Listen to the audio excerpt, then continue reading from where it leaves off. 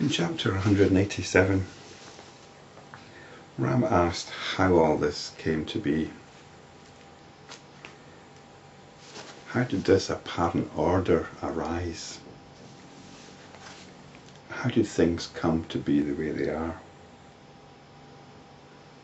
And Vasishta answered this, and towards the end of the answer, he touched on something which I thought was similar to what in Buddhism is called the wheel of conditioned co-production, the paticca samuppada.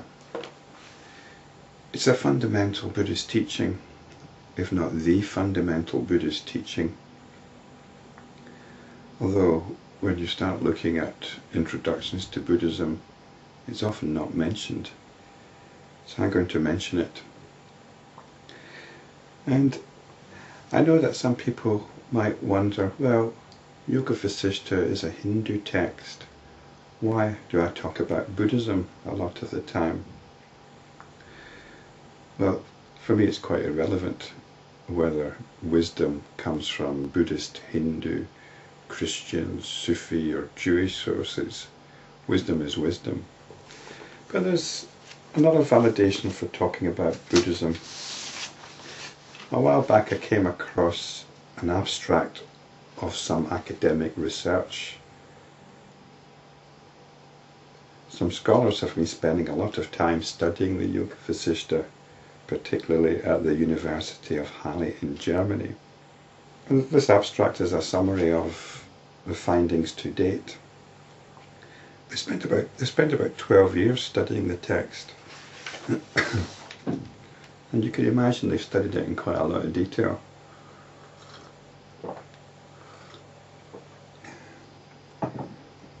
And what's said in this abstract is actually in keeping with some of the points that I've made, and which are perfectly obvious on a careful reading of the translation of the Yoga Vasishta.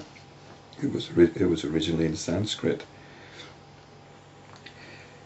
The point is that Yoga Vasishta is a highly adulterated text, so much so that these scholars have concluded that the original text wasn't even called the Yoga Vasishta, it was called the Mokshopaya.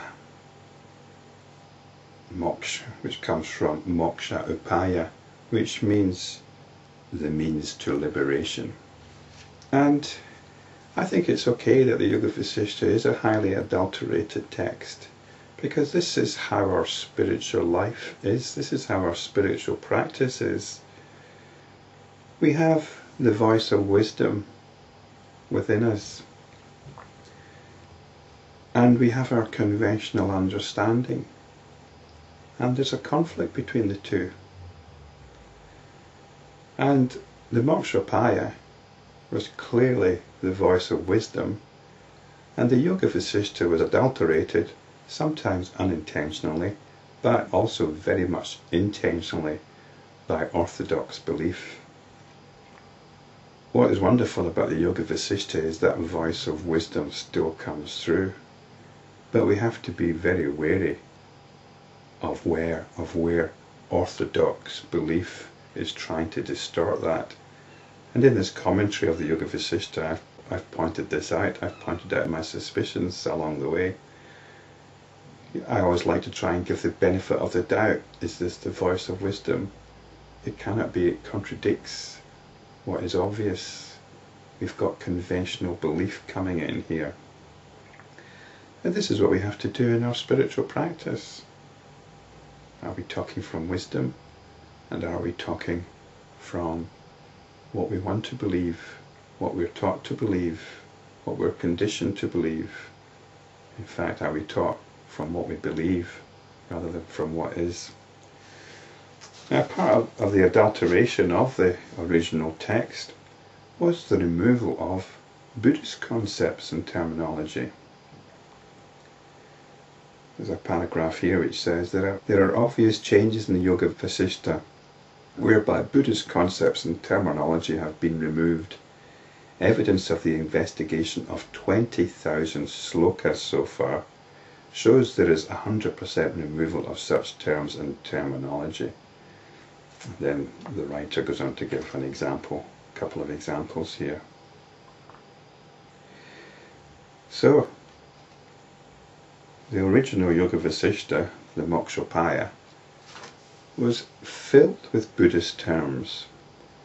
So I've almost got an obligation to put some of these Buddhist terms back in. So,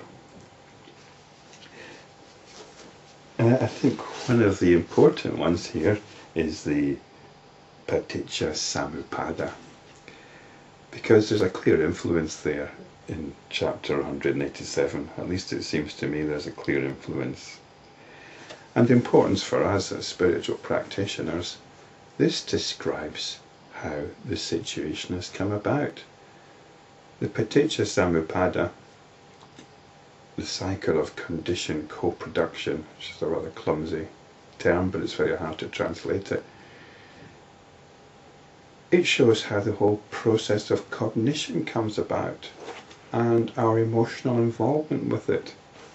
This is our existential situation. We're caught up in what we believe to be cognition. We're emotionally caught up in it.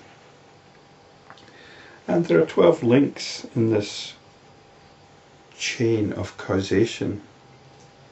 And sometimes these are seen as arising over time. But D.T. Suzuki, in Essays in Zen Buddhism, doesn't have anything to do with this notion of time. It's actually happening from moment to moment. All these 12 links, all these 12 causal things are happening moment to moment.